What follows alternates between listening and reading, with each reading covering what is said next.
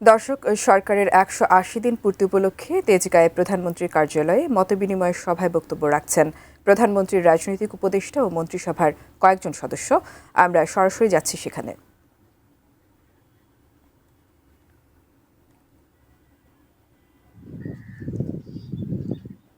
বোনেরা, আপনাদের সবাইকে আমি প্রীতি এবং শুভেচ্ছা জানাচ্ছি। এখানে শুরু করেছিলেন প্রেস সচিব সালেহ শিবলি। আমরা একটি ভগ্ন স্তূপের উপর দাঁড়িয়ে বাংলাদেশ জাতীয়তাবাদী দলের নেতৃত্বাধীন সরকার বা তার জোটের সরকার প্রতিষ্ঠিত হয়েছে। চারিদিকে ছিল অরাজকতা, নৈরাজ্যের এক ধূসর পরিবেশ।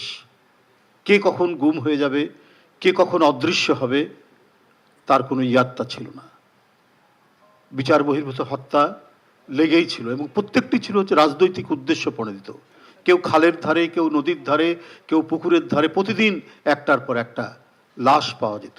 সেটা উপজেলা চেয়ারম্যান হতে পারে, সেটা সাবেক এমপি হতে পারে, সেটা কোনো ছাত্র নেতা হতে পারে, সেটা কোনো যুব নেতা হতে পারে, যারা গত সরকারের রাজনৈতিক মতামতের ভিন্ন মত প্রদান করত। একজন সাবেক এমপিকে নৌকার মধ্যে পিটিয়ে হত্যা করা হয়েছে। এই নৈরাজ্যের এক ঘন অন্ধকারের মধ্যে এক বিপুল তরঙ্গের আন্দোলনের মধ্যে দিয়ে আমরা 5ই আগস্ট পেলাম এবং একটি পরিবর্তন ঘটল।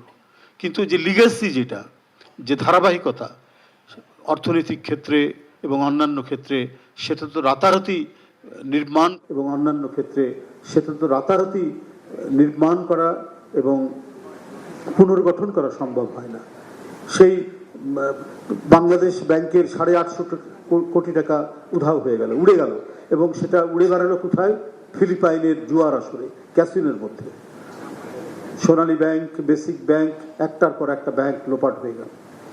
অর্থনীতির এক কঠিন অবস্থা। লোক দেখানো কিছু মেগা প্রজেক্টের নামে মেগা লুটপাট, মেগা দুর্নীতির আমরা রূপকথার সমস্ত গল্প সেই সময় শুনে এসেছি, এবং যেটা অত্যন্ত বাস্তব এবং অত্যন্ত সত্য।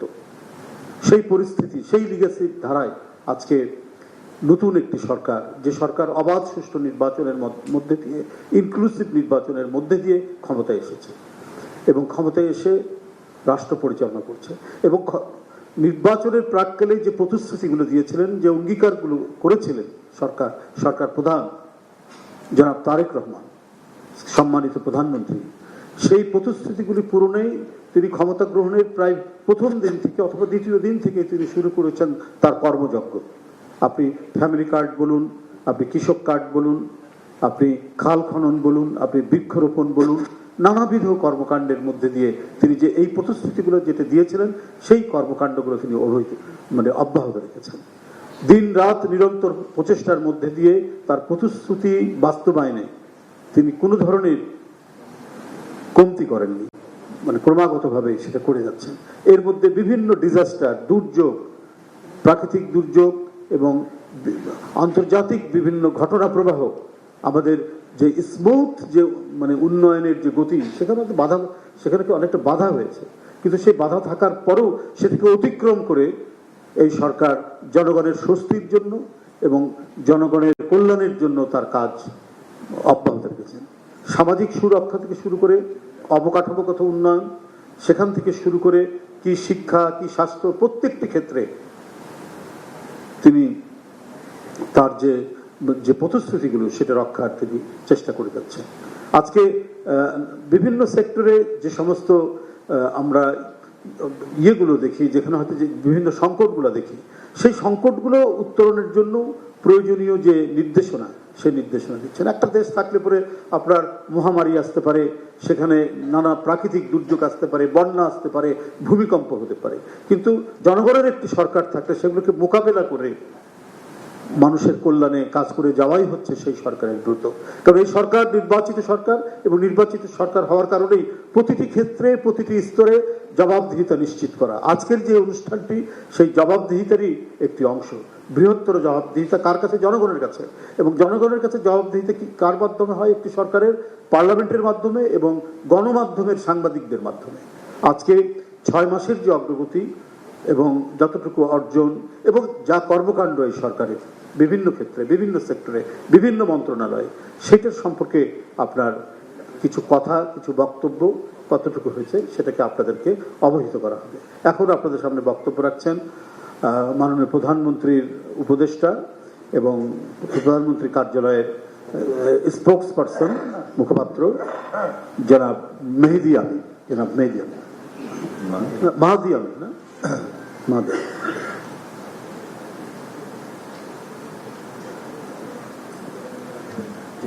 আসসালামু আলাইকুম।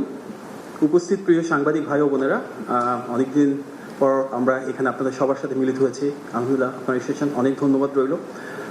আজকে আমাদের এই ভিন্নধর্মী অনেকটা মত বিনিময় করে আয়োজনে আমাদের সাথে উপস্থিত রয়েছেন আমাদের সরকারের অত্যন্ত গুরুত্বপূর্ণ ব্যক্তিবর্গ। রয়েছেন মাননীয় প্রধানমন্ত্রীর রয়েছেন মাননীয় মন্ত্রীবৃন্দ, প্রতিমন্ত্রীবৃন্দ, মাননীয় প্রধানমন্ত্রীর বিশেষ সহকারীবৃন্দ, press secretary, additional press secretary সহ প্রেস টিমের সদস্যবৃন্দ। সুতরাং চমৎকার এই ভিন্ন আয়োজনের জন্য আমি মাননীয় প্রধানমন্ত্রীর প্রেস টিম এবং ইনফরমেশন মিনিস্ট্রিকে আন্তরিকভাবে ধন্যবাদ জানাই। আমরা সবাই জানি 12ই ফেব্রুয়ারি ত্রয়োদশ জাতীয় সংসদ নির্বাচন অনুষ্ঠিত হয়েছিল। দীর্ঘদিন পর এমন একটি নির্বাচন যেখানে অবাধ, সুষ্ঠু এবং নিরপেক্ষ সেই নির্বাচনে জনগণের ক্ষমতায়ন সুনিশ্চিত হয়েছিল। রাষ্ট্র ব্যবস্থায় এমন একটি সরকার আসে যেটি সত্যি জনগণের প্রতিনিধিত্ব করে। সেই সরকার 17ই ফেব্রুয়ারি অর্থাৎ আজ থেকে ঠিক 6 মাস আগে শপথ গ্রহণ করে। আজকে আমাদের 180 দিন বা 6 মাস পূর্তি উপলক্ষে যে আয়োজন, সেটাই কিন্তু জনগণের প্রতিনিধিত্বমূলক যে সরকার ব্যবস্থা, যেখানে জবাবদিহিতা থাকবে, স্বচ্ছতা থাকবে, দায়বদ্ধতা থাকবে, সেটারই প্রতিফলন। আমরা এই 6 মাসে যেটা দেখেছি, সবচেয়ে বেশি চোখে পড়ার মতন যে জনগণের ভোটে নির্বাচিত সরকারের প্রতি জনগণের রয়েছে অভূতপূর্ব জনসমর্থন। কারণ 2014 সালের বিনা ভোটে নির্বাচন, 18 সালের নিশিরাতের নির্বাচন এবং 24 সালের দামি ভোটে নির্বাচন পেরিয়ে এই প্রথমবারের মতো জনগণ নিজেদের পছন্দের প্রার্থীকে, নিজেদের পছন্দের দলকে ভোট দিতে পেরেছে। আর সেই সরকারি রাষ্ট্র পরিচালনা এসেছে যার ক্ষমতার উৎস একমাত্র দেশের মানুষ। জনগণের আর বর্তমানে রাষ্ট্র পরিচালনা থাকা দল বিএনপির একটি আবেগ, অনুভূতি এবং আকাঙ্ক্ষার যে সম্পর্ক রয়েছে, আমরা সেটা দেখেছি আমাদের বর্তমান মাননীয় প্রধানমন্ত্রী জনাব তারেক রহমানের ঐতিহাসিক স্বদেশ প্রত্যাবর্তনে, যখন জনগণের ঢল নেমেছিল। বিশ্ব ইতিহাসের সবচাইতে বড় সেই স্বদেশ প্রত্যাবর্তনের পর আমরা যখন আমাদের দেশনেত্রী বেগম খালেদা জিয়ার ইন্তেকাল হয়েছিল, তখন দেখেছিলাম ওনার জানাজাতে আরেকবার কিভাবে জনজোয়ার সৃষ্টি হয়েছে, সব শ্রেণী পেশার মানুষ নেমে এসেছিল। এই দলটির প্রতি, নেতৃত্বের প্রতি, আজকে যারা সরকারের দায়িত্বে রয়েছেন তাদের প্রতি জনগণের এই অফুরান ভালোবাসা আমরা দেখেছি নির্বাচনী প্রচারণায়ও, যেখানে মাননীয় প্রধানমন্ত্রী যেখানে গিয়েছিলেন দেশ জুড়ে সেখানে জনস্রোত নেমে এসেছিল। গত 6 মাসের অজস্র জনসম্পৃক্ত কর্মসূচিতে মাননীয় প্রধানমন্ত্রী দেশ জুড়ে যেখানে গিয়েছেন ঠিক একইভাবে জনগণের ঢল নেমে এসেছে।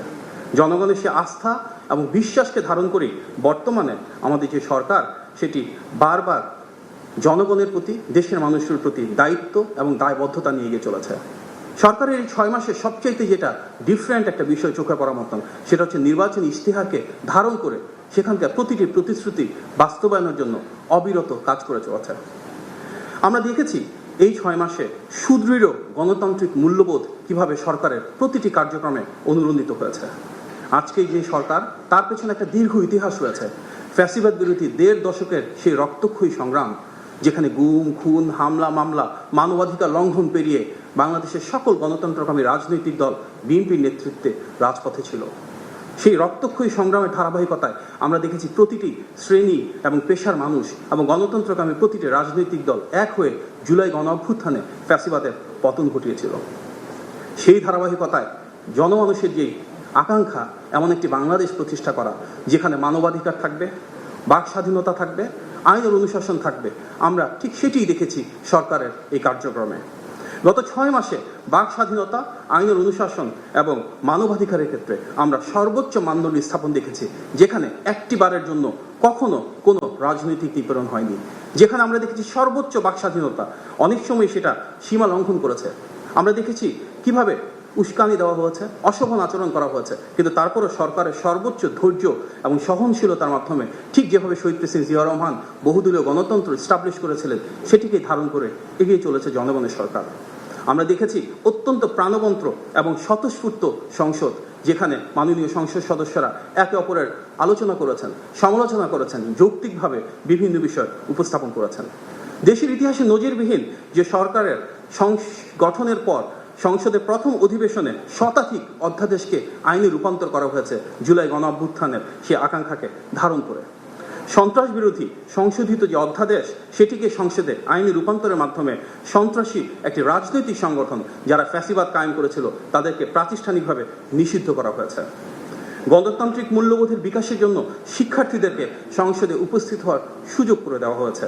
আমরা দেখেছি জাতির বীরশ্রেষ্ঠ যে সন্তানেরা রয়েছে তাদের নামে সংসদের গ্যালারিগুলোর নামকরণ করা হয়েছে। বিএনপির এই সরকারের ঐতিহ্য সেই সুমহান দর্শন বাংলাদেশি জাতীয়তাবাদ, এবং সেটিকে ধারণ করেই ভিন্ন মত, পথ, ধর্ম, বর্ণ, পাহাড়, সমতলের সক্ষম অক্ষম প্রতিটি মানুষকে এক কাতারে নিয়ে এসে আমাদের এই সরকার নিশ্চিত করেছে সকলের স্বাধীনতা, সকলের অধিকার এবং সকলের জন্য অন্তর্ভুক্তিমূলক উন্নয়ন, যার পাথেও আমাদের সাম্য, মানবিক মর্যাদা এবং সামাজিক সুবিচার দেশের প্রতিটি নাগরিকের জন্য সুনিশ্চিত করা। আমরা দেখেছি ইশতেহারের প্রতিটি প্রতিশ্রুতি বাস্তবায়নের জন্য কিভাবে নিরলস কাজ করে যাওয়া হয়েছে। এর কারণ এই ইশতেহারের ভিত্তির ভিতরে রয়েছে বিএনপির রাজনৈতিক যে দর্শন সেটি। এই ইশতেহারেই আমরা প্রতিফলিত হতে দেখেছি শহীদ প্রেসিডেন্ট জিয়াউর রহমানের ঐতিহাসিক 19 দফা, দেশনেত্রী বেগম খালেদা জিয়ার সেই ভিশন 2030, বর্তমান মাননীয় প্রধানমন্ত্রী প্রণীত বিএনপির 27 দফা এবং যুগপৎ আন্দোলনের শরিক সকল রাজনৈতিক দলকে এক করে আনা সেই 31 দফা। সুতরাং এই 4টি বিষয় ঐতিহাসিক 19 দফা, ভিশন 2030, 27 দফা এবং 31 দফা এবং নির্বাচন পূর্ববর্তী সময়ে সারা বাংলাদেশ জুড়ে সকল শ্রেণী পেশার মানুষের সাথে আলাপ আলোচনার মাধ্যমে প্রণীত ইশতেহারের আলোকে আজ দেশ পরিচালিত হচ্ছে।